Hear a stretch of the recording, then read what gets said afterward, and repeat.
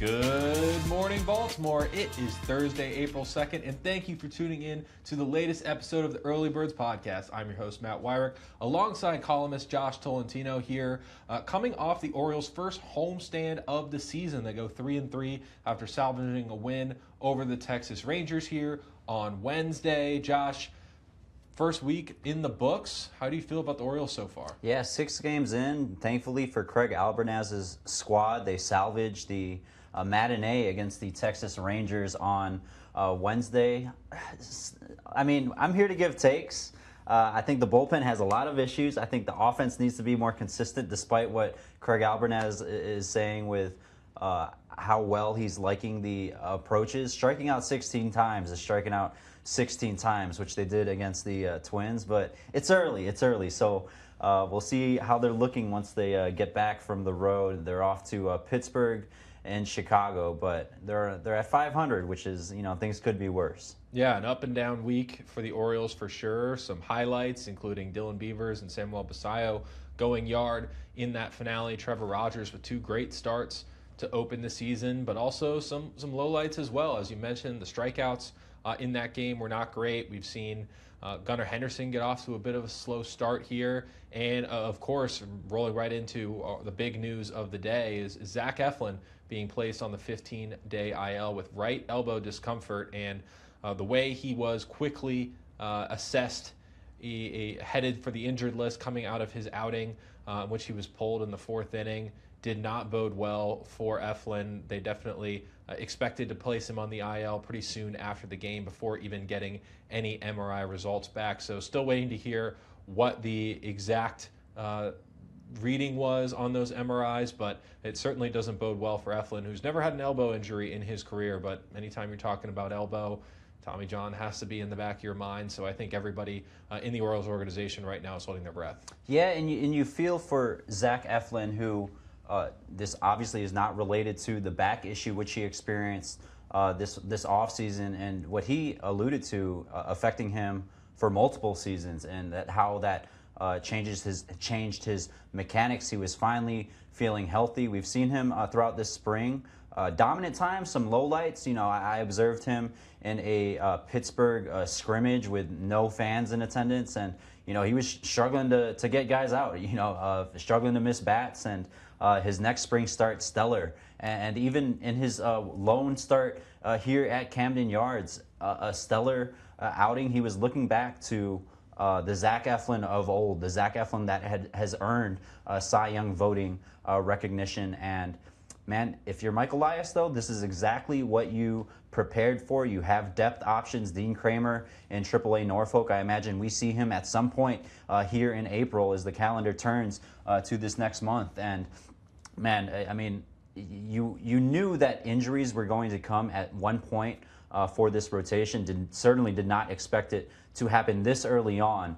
And as much as we've talked about Eflin being last year's opening day starter, and how much flexibility the team has had and how much talent they've added with him being the number 5, that is still a big blow to what you envision hoping to be a bounce back season for this Orioles. Again, it's early, but just based on the severity that you alluded to, Craig Albernaz, he was asked after Wednesday's win against the Rangers, and he even said that before first pitch of the following day, that Zach Eflin was still on everybody's mind, and they kind of like, once the ball was flying, that's kind of like when they were able to really focus on the game. But even leading up to first pitch, so again, the imaging's still not back yet, but just given that messaging from Craig Albernaz, it appears to be serious. Yeah, man, you really have to feel for Eflin, who, one, is such a big clubhouse guy, showed some loyalty this offseason in coming back. I mean, we don't really know how much interest there was in him in free agency, but for him to return saying he had unfinished business, goes through grueling rehab off of this chronic back issue, disc in his back, all of that, comes back behind in spring training, catches up just in time to make the opening day roster, making his first start since July of last year. And it was kind of an odd sequence. He all of a sudden, there's a mound visit in the middle of the 4th inning. He's been looking great up to that point. He had 12 whiffs in the game, 7 strikeouts. I mean, he was outdueling Jacob DeGrom to that point. Drew French comes out, pitching coach, has a quick chat with him, They goes back in. He throws one more pitch, a curveball. It was the slowest pitch of the game. Trainer came back out, and that was it. So apparently Eflin had felt something a couple of pitches prior. And didn't physically on the broadcast or walking off appear like to be in pain. So Man, it just shows you. He was a tough warrior out there, just not really showing emotions, but obviously the clubhouse very emotional afterwards. Yeah, they were definitely feeling the effects of it. Guys like Trevor Rogers talking about it, just feeling for him. And Rogers then comes out and really deals. And the corresponding move here, and I've been asked a lot about this on social media, but where exactly does this leave the Orioles rotation? Because they bring up Albert Suarez to replace Eflin on the roster. Suarez comes in as a swingman through 3 innings to give the bullpen, which had been very taxed, a break in that series finale against the Rangers. And now where the Orioles slot in, April 7th is when they next need a 5th starter. But Dean Kramer's not eligible to be recalled from AAA Norfolk until April 9th because of MLB option rules. There's a minimum amount of time that players must spend down in the minor leagues unless there's an injury that brings them up. But they already used that in bringing up Albert Suarez. So now the only way that they could bring up Dean Kramer for that start is if another injury pops up, whether it's in the bullpen or in the rotation, whether it might be, for them to bring him up. So they might have to do some kind of bullpen game with Albert Suarez. They've got 2 off days, though, coming up. They have 2 off days, but with the way everything lines up, that April 7th game is when you'll need a 5th starter because you would have Kyle Bradish on short rest for that game. So they are able to get up until then without a 5th starter because they have the off day on Thursday. But when it wraps around, that's where they'll need. So not sure exactly what they're gonna do there. They can't bring up Povich or Brennan Young either for the same exact reason. So really, they don't have any starting pitchers that you can reasonably bring up without having to make an IL move. So maybe they do a phantom IL thing down the line. Yarmil Geraldo hasn't been looking great. Do they do something like that? I don't know. But Craig Albernaz's close friend Blake Butera, the Nats, they used their first opener in several years. Second in franchise history. Yeah, so maybe I don't know. Maybe we get tricky here early on. But I could definitely see a bullpen game. I could see Albert Suarez. I mean, through 3 innings today, maybe you rely on him next week to go 5, and you just go from there. I mean, that's just kind of what Albert Suarez is. I mean, really was the second most valuable pitcher for the Orioles in 2024, and they really missed him last year with all the pitcher injuries. I mean, he was among that. Getting out for several months in the opening series and then coming back and not able to really put together a full season. So having him back in the fold now, I think, is extremely valuable. And I think we'll see Dean Kramer here, if not this turn of the rotation, probably the one after that, because I imagine they're not going to go too long after that minimum period of him being in the minor leagues, of not having him in that rotation now that Eflin is out for at least the next 2 weeks, if not longer. Yeah, you got to feel for Eflin. I'm sure we'll know, hopefully in the coming days, the severity, but just based on the initial reaction from Craig Albernaz in the clubhouse, not looking good. Right back to Albert Suarez, what was your reaction when Craig Albernaz called Albert Suarez Albie? Because and also to preface this, there cannot be too many current big league managers who have caught, someone that one of their players. Yeah, one of their players. Seriously, dating back to their days together in the Rays system. Yeah, I think about baseball nicknames, man. We can't just be slapping Y's onto people's names and then calling those nicknames. I get that he's gone by that his whole life, so it's his name pretty much for Craig Albernaz. But at the same time, we can get more creative. Come on, Matty, Sammy, right? JC. I'm thinking what we'd be calling each other here at the Sun, but yeah, Albert Suarez. He man, what a day for him. A 6 a.m. flight from Memphis, where AAA Norfolk was, gets into Baltimore, and gets greeted in the clubhouse with a hug from Craig Albernaz, who again caught him during their days with the Rays, and then Mike Elias gives him the fist bump after the game. Saw that. 3-inning save, his second save of his career. Yeah, almost 9 years in between his 2 MLB saves, which was Jake Rill from Midicom tweeted it out. It was the longest since Marcus Stroman did it a couple of years ago. So not an unheard of stat, but certainly a long time to go in between your 2 saves. And speaking of saves, we want to talk bullpen. And Josh has a column that just came out this morning, as you all are listening to this, about the Orioles bullpen and his trust rankings among the Orioles relievers. He separated this into 5 tiers, which we'll kind of go through here, and I'll kind of give my takes here as you walk through each of them. on where I see guys maybe fitting in. But let's start at the top, tier number 1, and it's only got one guy. Yeah, it's the closer, the bona fide closer, Ryan Helsley. Since they signed him in the offseason, Craig Albertaz has made it known this is going to be our guy. Through the first 6 games, only 2 opportunities, but you like what you see, not just with him recording the 2 saves, but literally the stuff.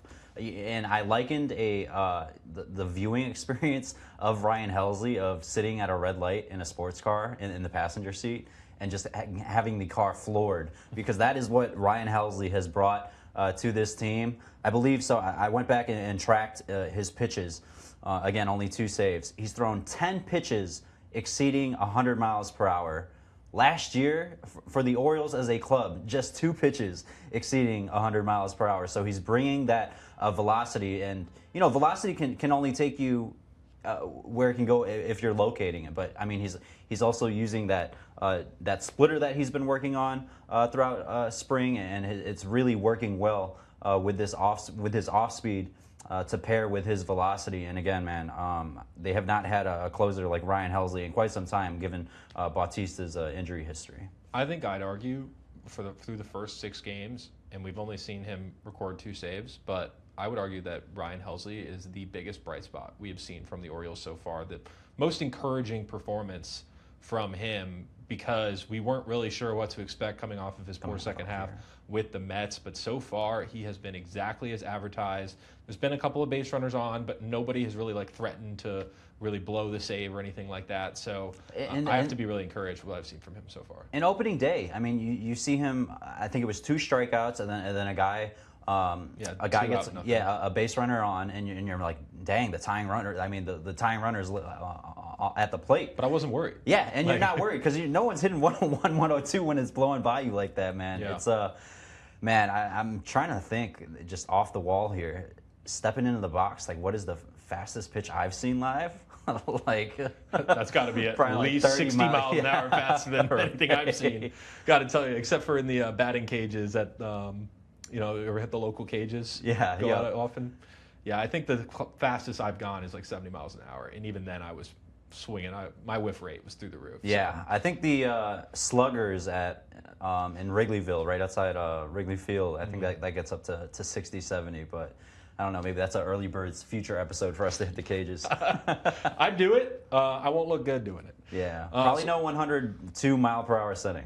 No. But now, just to put a bow on it, Ryan Helsley, I'd probably agree with you that he has been one of the brightest spots here. And, while you would like to see the offense explode like what it did in Wednesday's win over the Rangers, when things are tight, there's no doubt Ryan Helsley, that 9th inning belongs to him. Absolutely. And there's a big tier gap between Helsley and the rest of the group. Now, the Orioles bullpen so far has been a little bit worrisome. It has been worked. I mean, through Game 5 of the season, so not including the series finale against the Rangers, the Orioles bullpen had covered over its previous 4 games half of the Orioles innings. So it was overtaxed, and you saw guys like Grant Wolfram being thrown in when Eflin was hurt and giving up runs.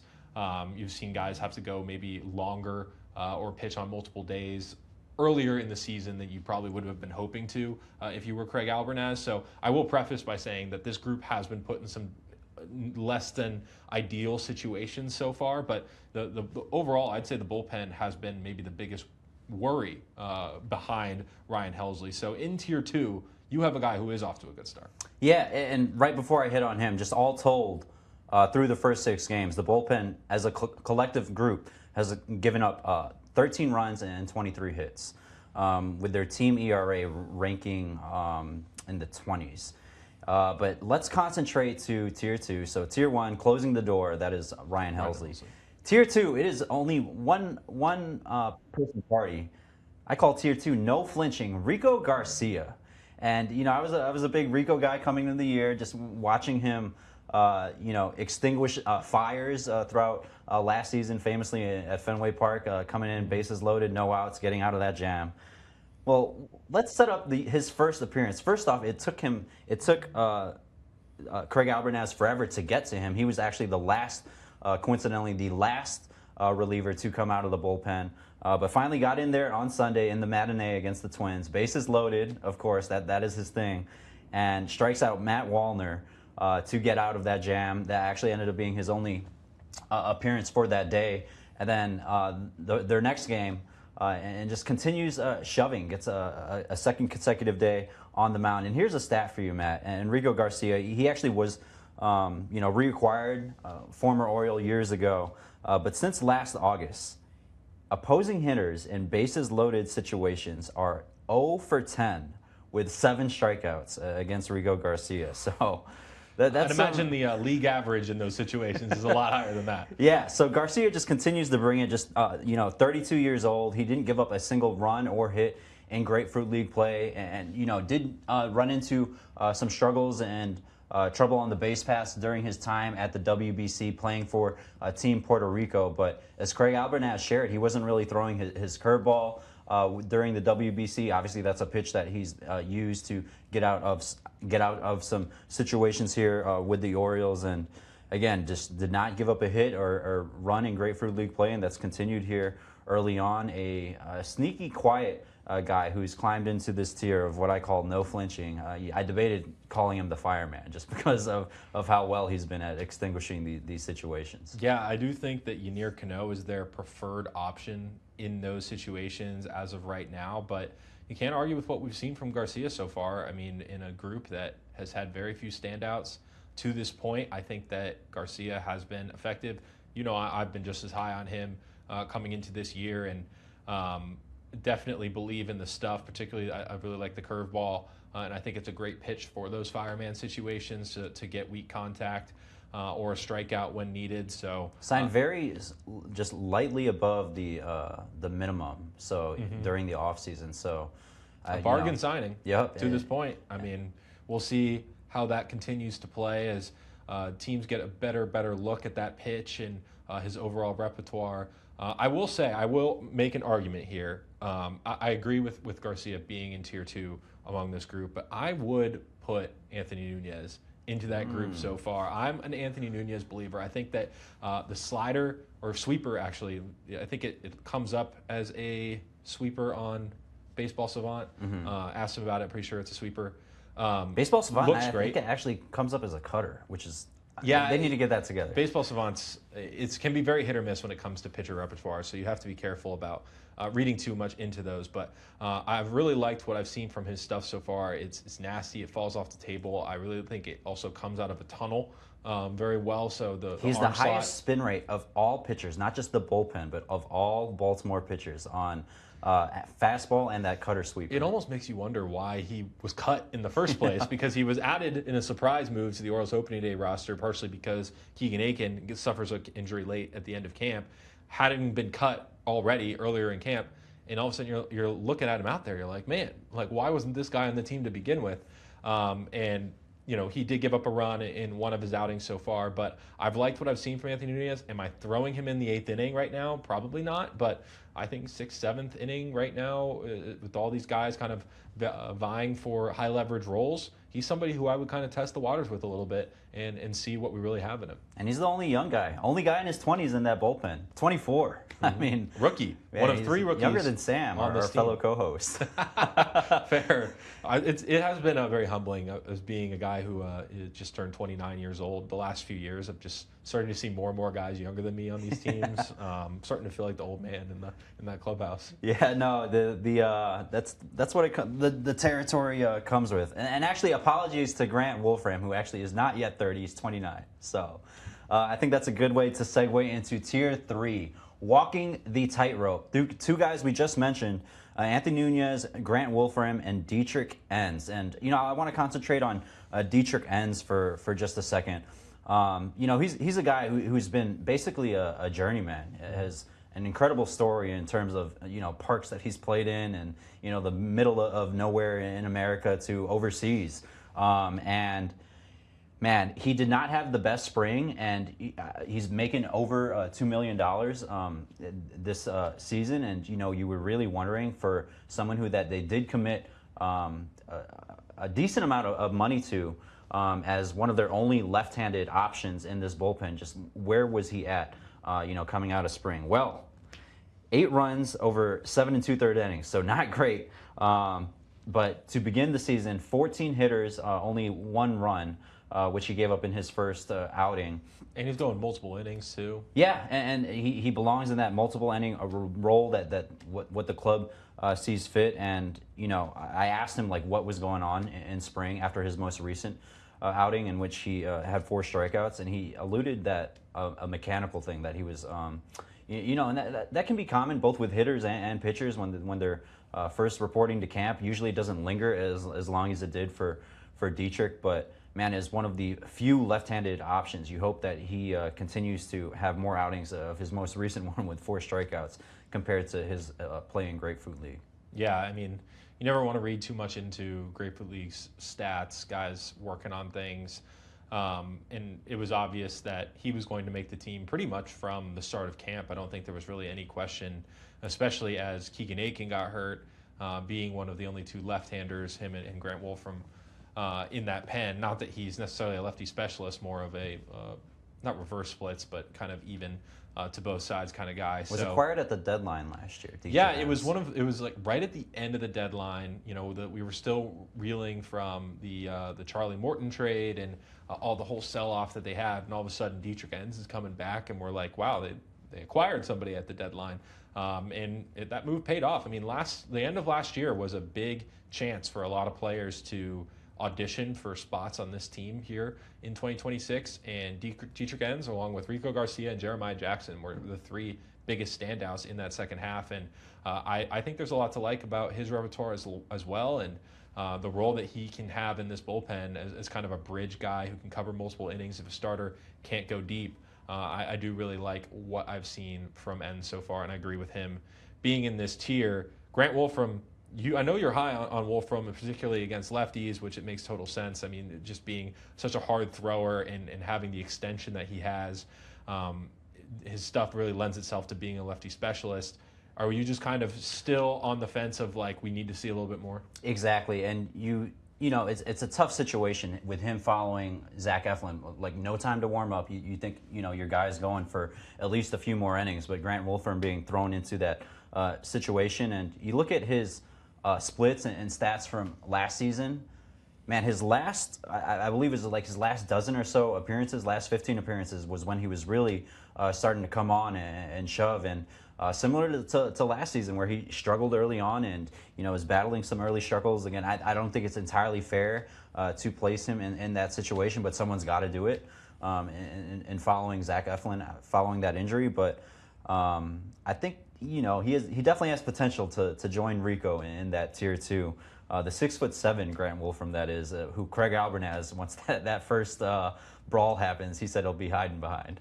And that's the thing about this bullpen in general, is that there's a lot of potential. And at the end of the day, we are going to need to see results from these guys as they earn Craig Albernaz's trust in key situations, but also look to make this group into a legitimate group that this team can rely on for wins, because they're going to need to if they are really going to keep pace in this AL East and be a better team than the 3-3 record that we've seen to this point, because one of those losses can directly be attributed to the bullpen imploding in the middle innings. Now, there are 2 guys here in your 4th tier that I think it makes a lot of sense to lump these 2 guys together. Need to earn some trust back. Who do you got there? Yeah, and I'm really curious to see how just you view their springs and just their early outings here to begin this season. But Yunier Cano and Tyler Wells, what is going on?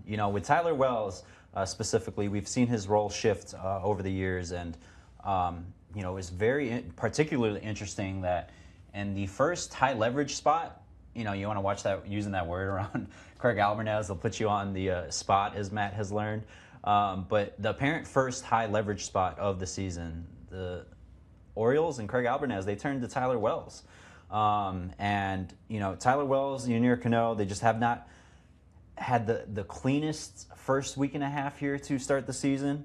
325 combined career appearances for them, so it's no shortage of experience or getting out there on the mound. But I feel like you've seen them at their best, and just what do they look like, and what's it going to take to get them back to that level? Yeah, I think for Tyler Wells particularly, it's about keeping the whip down and not giving up a ton of walks, which is certainly being a command artist. The thing about Tyler Wells that we've seen so far that has been surprising to me is I think he's always made sense as a reliever. He's had a checkered injured history, and the velocity isn't super crazy. So would he be able to have his stuff play up in a bullpen role? And so far, we haven't really seen that. I mean, his velocity is still sitting around 92, 93, what we've seen from him as a starter. I'm not seeing any particularly crazy spin rates or things like that on any of his secondary pitches. So he just kind of looks like Tyler Wells as a starter, but in a shorter spurts. So I'd like to see him throwing a little bit harder or making that stuff play up a little bit better in this role as we move forward. And maybe it's just an early season thing, but that's something I'm certainly looking for, because if that doesn't translate, then maybe we do see him become more of a long man in the bullpen as opposed to the high leverage arm, which it seems like the Orioles want him to be. And then for Yennier Cano, it's about getting weak contact. And if he's giving up a lot of loud outs, that is concerning to me, and that is still kind of what we saw last year and what we've seen a little bit in the early going this year. So for me, and he has gotten a couple of big ground balls, as we have seen in some key spots so far, but I need to see that more consistently. He's not going to strike out a ton of guys, so if the ball is up in the air for Cano, sooner or later that's going to produce some poor results. Yeah, and again, we've witnessed them at their best just over the past few years. Again, they have plenty of experience, so they know what it takes to achieve that. And you know, maybe it's just some early on here that they're battling through struggles, and it is a very new look staff too as well. Like with everyone that's in the dugout, a new bullpen coach in Hank Conger. You know, they did retain the rest of their pitching staff led by Drew French. So maybe here early on, it's just a mix of hearing all the voices that you need to hear and then really applying it when you're on the mound. And then we got one final tier here, tier 5. Yeah. You've called it hold your breath. Yeah, I mean, Ramil Geraldo, what I actually I don't want to start by that because I just said what is going on with tier 4. But hold your breath. I mean, this guy cannot locate. We've seen the struggles, particularly in his past 2 outings with 4 walks. He's given up home runs in both of those outings as well. Man, he's like a quick candidate right now to be optioned if there were to be some roster movement here. He does have options remaining. Yeah, he's someone I certainly expect to be kind of bouncing up and down between AAA Norfolk and the big leagues this year. He was maybe the last guy to make the team out of spring training, so once Keegan Aiken returns, I think he would be the logical candidate to be sent down.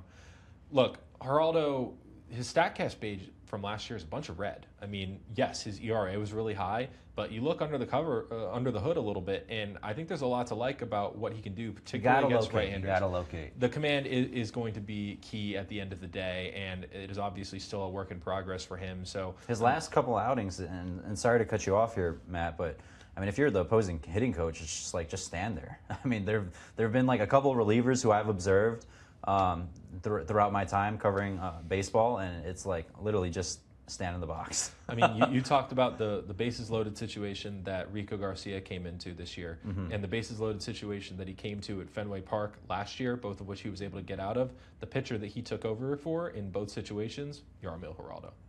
So I think that tells you everything you need to know about his command problems, and as it is still very much, I think, something that the team sees in a lot of guys. Like you look at their track record of players that they have picked up on waivers and who they acquire in cash trades and things like that, pitchers that they see a project in, and Geraldo being one of those guys. It's a lot of times it's high strikeout rates, high velocity, nasty off-speed pitches.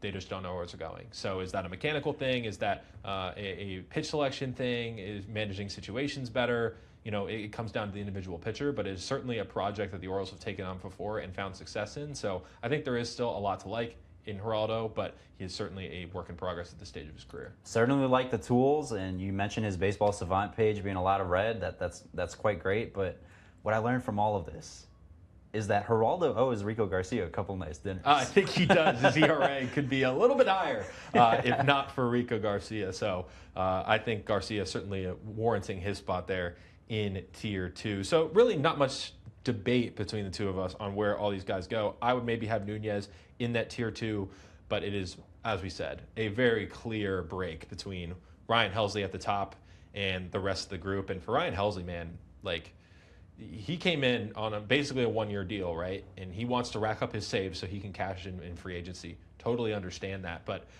in what we've heard from Craig Albernas so far, it doesn't sound like they're going to be using him in high leverage spots earlier in the game. If there's like Aaron Judge up in the 8th inning, they're not going to necessarily bring him in for 5-6 out saves as often as maybe we saw from Felix Bautista in 2023 at the height of his game. So he is going to be pretty much used strictly in a 9th inning save situation kind of guy, and they're going to have to figure out how to patch things up in those innings together leading up to him. Ryan Helsley fitting in on the mound and also the clubhouse. Shane Baz, after his extension, Shane Baz shared that he got a nice meal with his family, but once he got home, man, he put on the headset, he got the video game controller, and he played Fortnite with our guy Ryan Helsley. And I know you guys discussed this in the last pod, but just a point, bringing in the new teammates, Adley Rutschman, Shane Baz, and Ryan Helsley. What a trio. No, yeah, and one thing we didn't talk about on the last pod was the locker layout graphic that I put together in story on all the updates that they had in the Orioles clubhouse. Great work, by the way. Thank you. That was a fun graphic to put together, and certainly check that out at BaltimoreSun.com. Put together where everybody was in the Orioles clubhouse and whose locker mate was next to who and whose locker was next to whose. And Ryan Helsley and Shane Baz right next to each other. I don't think that's by accident. Yeah, and two new teammates to the organization, definitely not by accident. I think Ryan Helsley, as a vet, can, Shane Baz has been around some guys throughout his career who've steered him in the right direction, and hopefully that's a pairing right there that's, they're hitting it off right away. Absolutely. All right, we're going to go ahead and transition over to Ravens. We'll talk about some takeaways from the NFL owners' meetings in which Jesse Minter spoke to the media. All right, Josh, it was a largely uneventful owners' meetings for the Baltimore Ravens. We got a lot of non-updates from Jesse Minter, perhaps him taking the head coach's photo with the other coaches, most notably not including Todd Monken. Did you see why he missed the photo? Shout out to Todd Monken, man. He's very oft criticized figure in Baltimore due to his play calling, his lack of, his ability to abandon the run at times, or his tendency to abandon the run. But, man, I'll give it to him. If you're told a schedule is at a certain time and you've got a allotted time before that and you want to look good for the photo, I'm getting a haircut right with him. But he got his haircut. He scheduled it for the time that the photo was being taken. I thought it was scheduled before, and then the meeting ended early. Oh, and that is took why. It early. Yes. Okay. I'll give him a pass for that. Someone who but it felt very Cleveland Browns. As someone who regularly gets a haircut, especially during the NFL season, I'm getting a haircut once a week. Once a week? Yeah, especially now You're getting a haircut once a week? During the NFL season. Brother.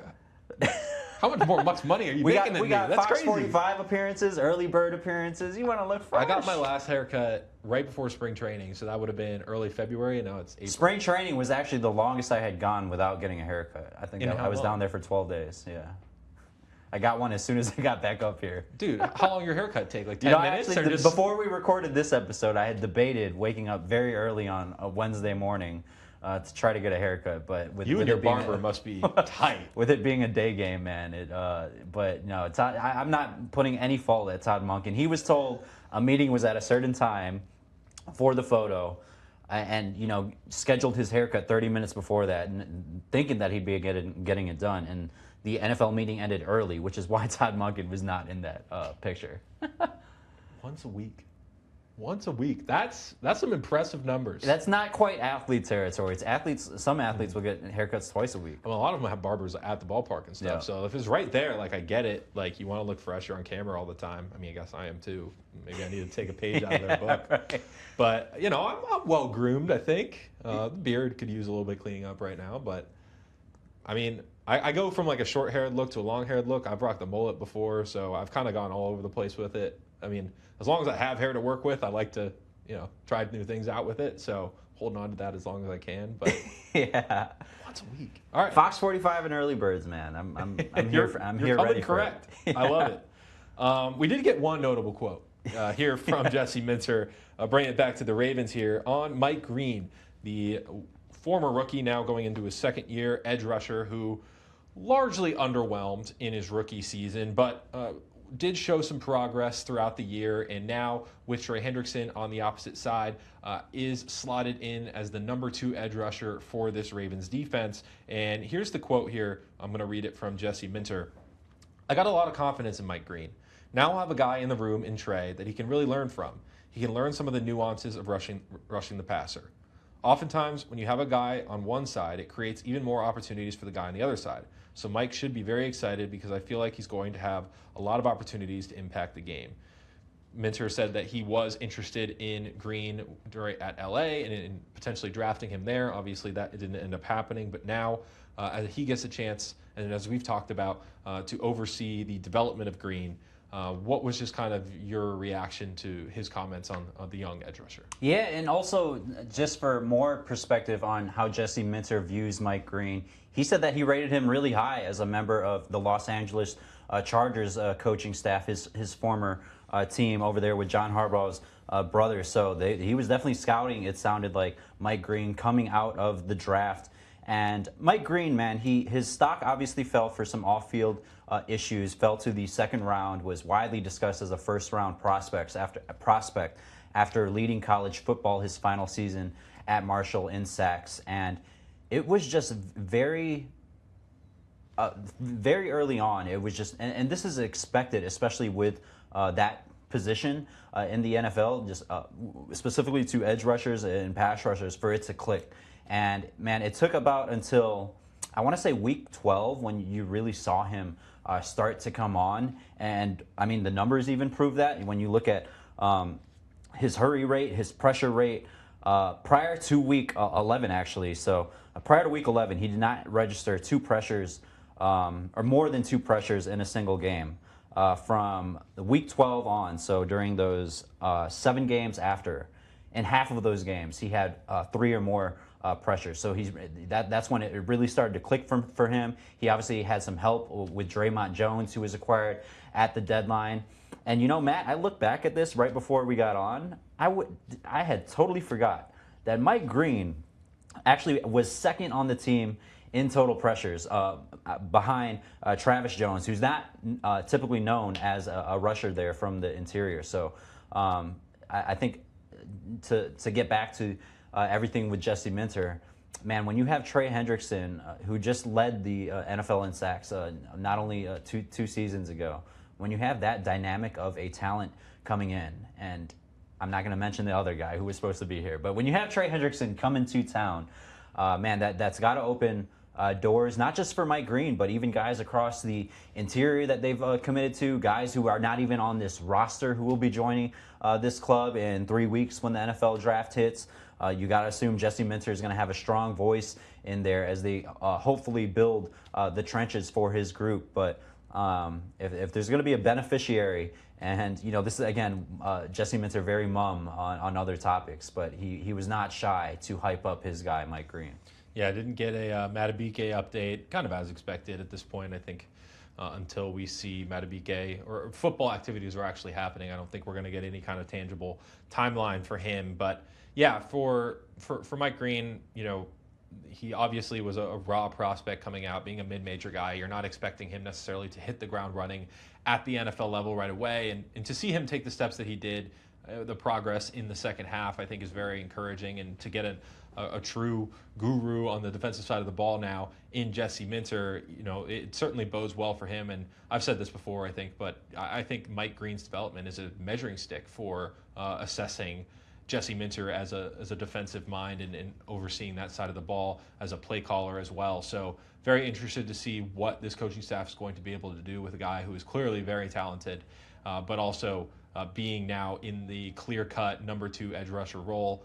Do we see them maybe address that position in the draft some way? I could definitely see it. I think they might not be done in that way of adding at the fringes of the roster, but to this point of how much they've made a big swing on Trey Hendrickson, clearly that is most of the resources that they're allocating to that position between this offseason and the amount of cap space they have. So like what I saw from Green in the second half, and certainly as we head into next season, what he looks like in the early goings is going to be something that will be huge for this defense to take a bounce back. Yeah, and he gets a full offseason, an NFL offseason. You know, for prospects, you know, around this time, or leading up to the draft, they're training specifically for a combine, for these measurements, for these specific drills and movements. You're not really training for strength and to sustain the grueling NFL schedule. Now, Mike Green, he's entrenched in Baltimore. He has a specific plan, and I would think that plan includes not only building muscle, but just improving his overall power rush. Because Mike Green, he arrived, getting those sacks at Marshall as a bend guy, and in the preseason there was this viral picture where he was basically like parallel to the ground, getting around the edge, and so again, for him to benefit from a full strength program, a full off season with the Ravens, I think it's going to do wonders for him. And again, you pair that with Jesse Minter, who has engineered defensive turnarounds with the Chargers. He has a track record of he gets guys paid. You look at the guys, everyone that he's worked with in Los Angeles, they're making some nice paydays compared to where they were at 2 years ago. A couple of Ravens just got some nice paydays too on the way out the door. So that seems to be a common trend going around. That as far as the owners' meetings, not too much else really standing out. I think the biggest thing is that the Ravens, they're headed southward to Brazil. Our Brian Wacker confirming reports today on that. And the Ravens, they are getting an international game against the Dallas Cowboys. We don't know necessarily the date on that, although I have heard it's going to be late September / early October. Not the opening week, but close to it. Yeah, they're early in the first month of the season. What are your thoughts? This news actually broke while we were covering the late innings of the Orioles Rangers game, but the Ravens, they're headed to Brazil. Man, it's part of an NFL's just overall expansion into the international space, but also just non-Sunday window games. I mean, the typical 1 to 4 o'clock windows used to be like, you're getting 10 games at a time in the middle of the season, and now between the international games, which are starting at odd times or earlier in the week, but also it sounds like they want to have a Thanksgiving Eve game and Black Friday game. The Christmas week is a huge thing now. I think the Wednesday before Thanksgiving is also on the table. And it sounds like they're going away from the Monday night doubleheaders to kind of counteract that a little bit, which is great. But man, as somebody who loves Red Zone, loves sitting on the couch and just putting on Red Zone or 5 different TVs and having all the different games on and watching all of that at once, like I had points last year where I felt like, man, I'm only watching 3 games. Like, what is even the point of Red Zone? Like I do wish we were holding on to that a little bit more, but from an NFL expansion perspective, like they're trying to find more ways to make money, which they're already making it hand over fist, but I digress. I understand it from a business perspective, and certainly from a growth of the game perspective, to get in front of eyes in Brazil is something that I think is a cool opportunity for the players but also for the league as well. And this will be the Ravens' 3rd international game. They played in London twice, 2017, and also the most recent game in 2023. They're first in Brazil, and just some details on it. The game will be played in Maracanã Stadium, 70,000. Glad that we had you pronounce that. 70,000 seat venue that has hosted the 1950 and 2014 FIFA World Cup final, and also the 2016 opening ceremonies for the Olympics. How about that? Well, I will not be there. I will be looking from afar. Maybe you will, Josh. We'll see. We'll take that one up with the bosses, but definitely it's going to be a monumental game. The Ravens' first game in Brazil, their first outside of Europe, actually. And also just the Jesse Minter era. I mean, everything takes off. And against the Cowboys, too. I mean, that's definitely going to be a measuring stick Lamar game. Jackson, Dak Prescott. I mean, players, they're very much, I think internally they're kind of against these international games. But from a viewing experience, man, it doesn't get any better than 2 of the trademark quarterbacks in the NFL at current moment. 100%. All right, we're going to go ahead and wrap there as it starts absolutely pouring outside. I did not bring a jacket today, so that it's going to be great getting back to my car. But don't forget to like and subscribe to the show on Apple Podcasts, YouTube, Spotify, wherever you get your podcasts, and give us a follow on social media at Sun Early Birds. That's on Twitter /X. That's on Facebook, Instagram, TikTok, and YouTube as well. Josh, any final words for the good people? The Orioles are 3-3. The Ravens are heading to Brazil. and we're about to get drenched. So We are. tune into Early Birds. Really enjoying this, Matt, and always looking forward to bringing it to the audience right here. Yeah, next episode, we will have some reactions from the Orioles series in Pittsburgh before I head out to meet them in Chicago. And a look ahead to the Ravens off-season workout program. We'll have Ravens reporter Sam Cohn back on for that. So for Josh Tolentino, I'm Matt Weyrich. Thank you all so much for listening, and have a good one.